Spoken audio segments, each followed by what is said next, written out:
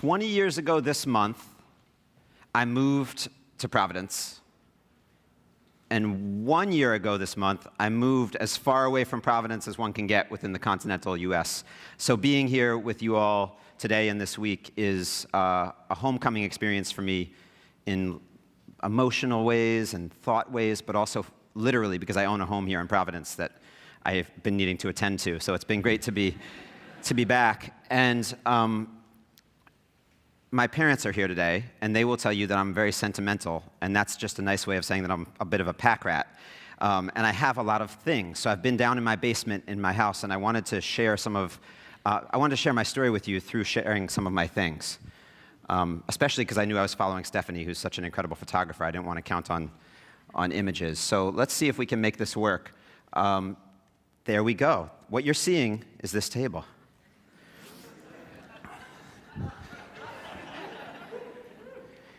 First thing is a picture of my friend Eric's watch. He was very excited when he got this watch because it's a brand name G-Shock watch that he got for an incredibly good price, and he was showing it off to everyone until his partner Tina pointed out that it doesn't say G-Shock at the top, it says G-Shook.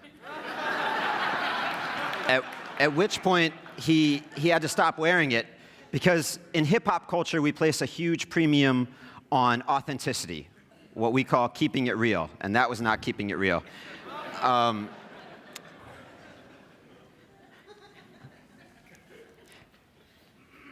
Second item is a record.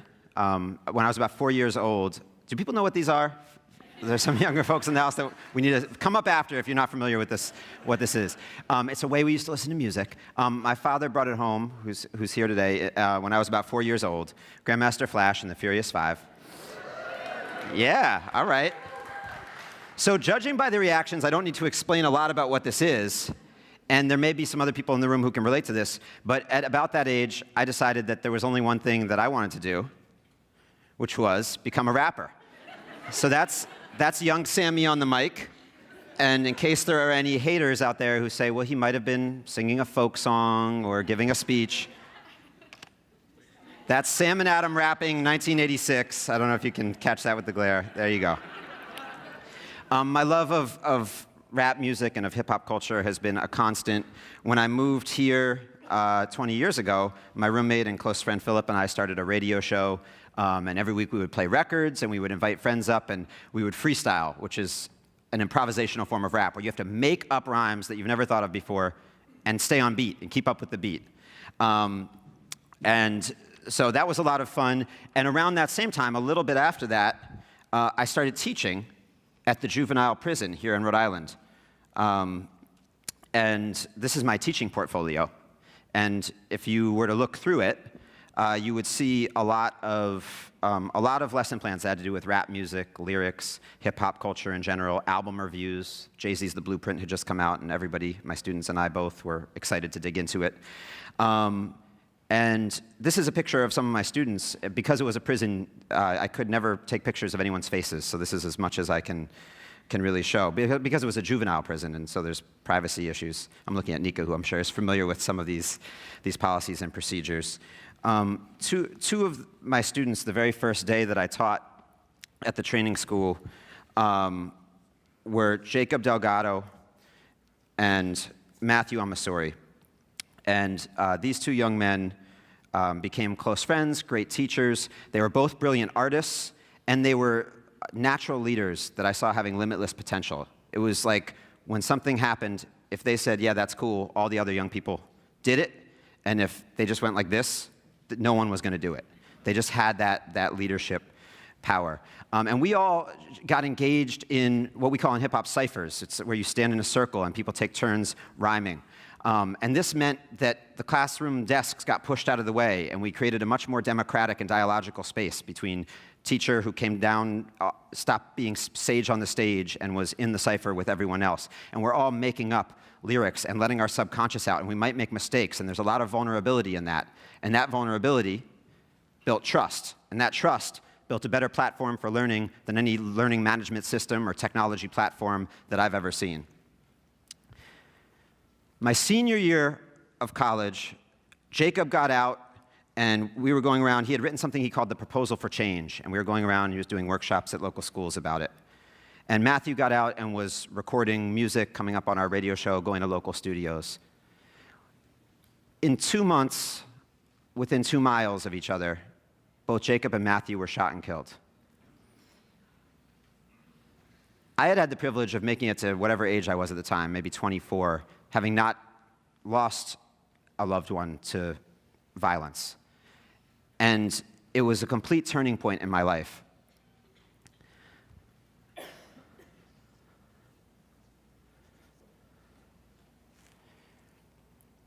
I had planned to move back to New York after graduating from college, and instead I decided to stay here in Providence. And 3 days after graduating, I started working with a community arts organization 3 doors down from where we all sit right now, called the AS220.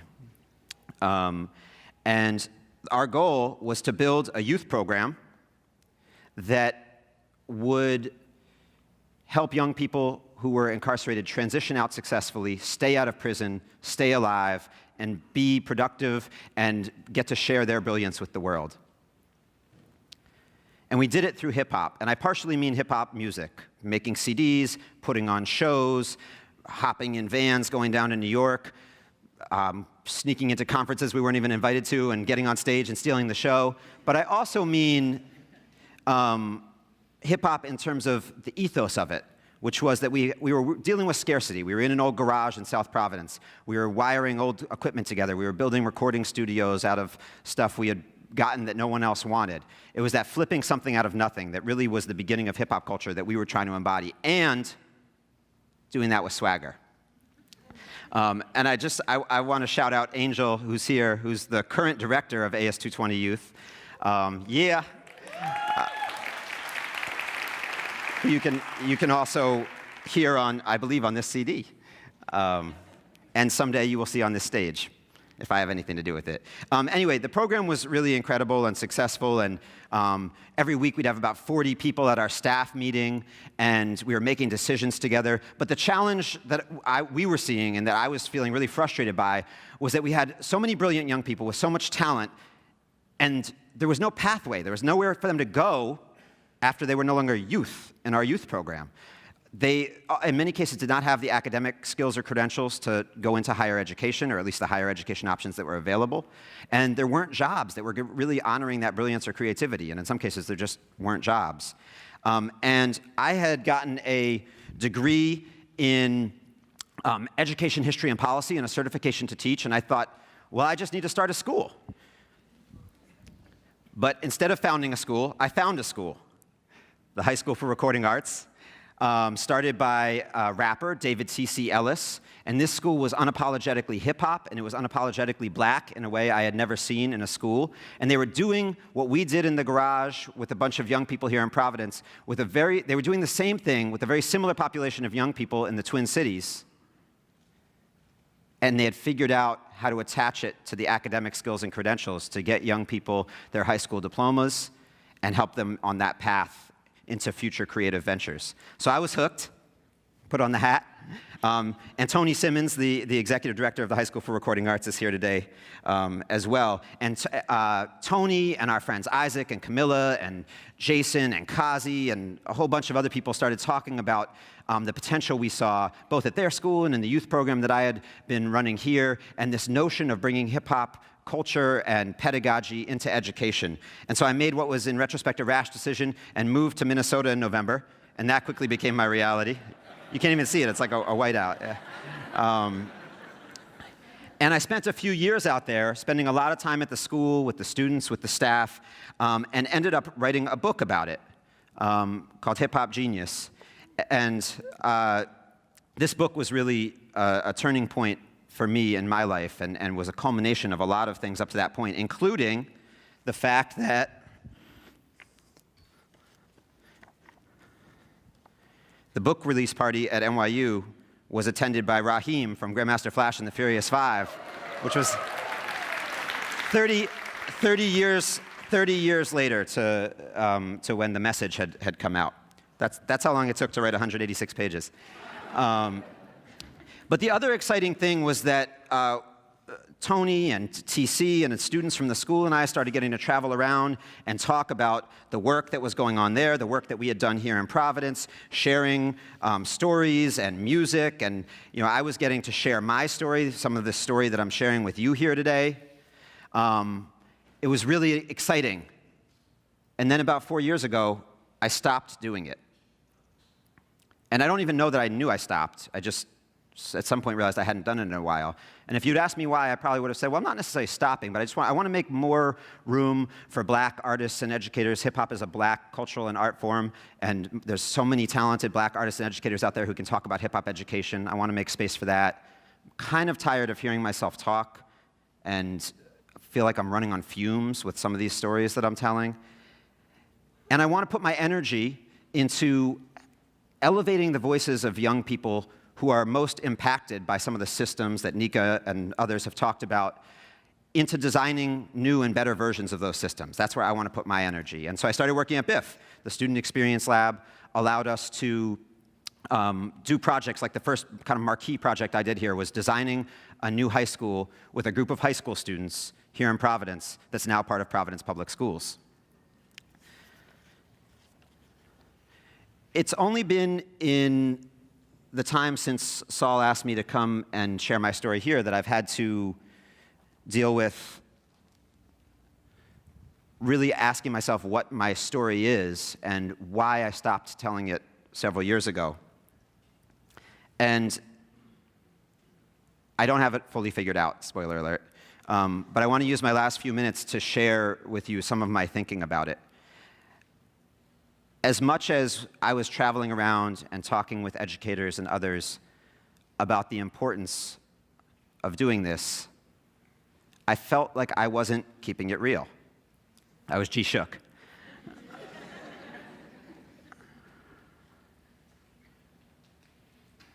I'm going to share a part of the story that I was telling a minute ago that I have not shared publicly. Which is that when Jacob and Matthew died, I had a psychological and emotional break, and I fell, metaphorically but also literally, and landed on the pavement in East Providence in a parking lot. I couldn't move. I couldn't speak. I couldn't breathe. My friends picked me up and put me into a car. And later, a therapist told me that I had gone into shock. I told the therapist that the chasm between the opulence of the Brown University universe and the oppression of the prison reality that I was spending my days in had grown too wide, and I could not straddle it anymore, and I fell through. These are some pictures of some friends and I on the Brown campus around the time that we were there. One of my students saw these and said, "That's beautiful. What country is that?" We were less than 10 miles away. That's how far apart these worlds felt. In thinking about my struggle to tell my story and thinking about Saul's comment this morning about innovators having a point of view but also knowing something is missing, I've been trying to understand what's missing from my story. And I think it's that I spent a lot of years thinking that these worlds were so far apart, when in reality, they're built on the backs of one another.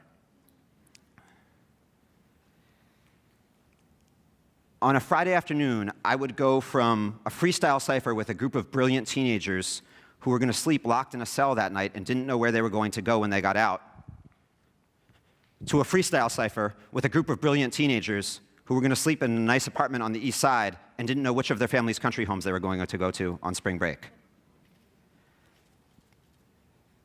That felt distance.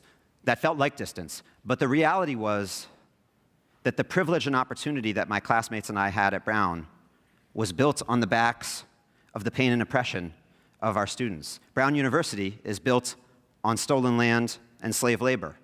All of these systems are interconnected, and for me to get up on stage and share a story of amazing things I did, I felt like I needed to share that other side of the story. So I got really excited, because as painful as that is, I thought that's what I'm going to do at Biff. I'm going to tell my story kind of the old way, and then I'm going to tell it, and I'm just going to name every privilege. I went beautiful mind, writing them and putting them all over the wall of my little cottage, and I thought,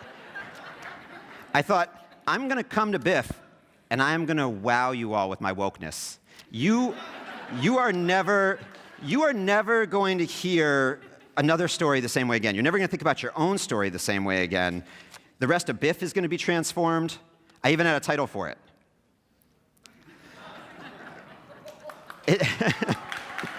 Thank you, Carla.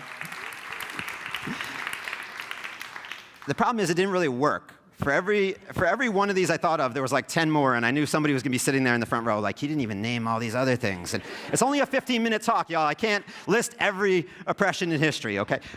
So it didn't work that way. I also realized that I think audiences like stories about people overcoming not having things, not overcoming having things. I wasn't sure it would be an engaging story for you all. And then... And maybe this is not. And then I just felt like I was going to sound so self-righteous, and maybe I do.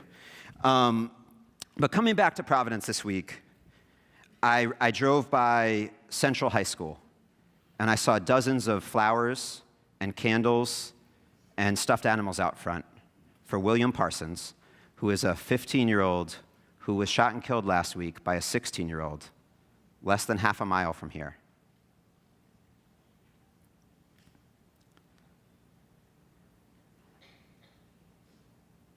I don't have the answer for how to have this whole conversation yet. I wish I had a magic formula or a prescription to invite you all into with me. But I know that we're all here because we believe in collaborative innovation. We all want to work together with others to make the world, to make systems, to make products, to make institutions that are not just incrementally better for people that they serve, but are radically better. And I deeply believe that a key piece of that is us keeping it more real about our own stories and what lives on each side of our story. And I know that looks very different for different people here in terms of the interaction of privilege and oppression and how we engage in all these systems. But I have to believe that if we dig deeper in our own stories, if we listen to others with more compassion, if we work hard to share, if we allow for moments of silence, if we do it in formats like this, but also in formats like those ciphers that I was in the training school back in the day, that we'll form deeper relationships with each other, and that those relationships will allow us to create new and better things and stories together. I'm pretty sure that it's hard and messy work, and that it's never done, and that it needs to be done. But we can't let not knowing how to do something right stop us from doing things we know are right. Thank you.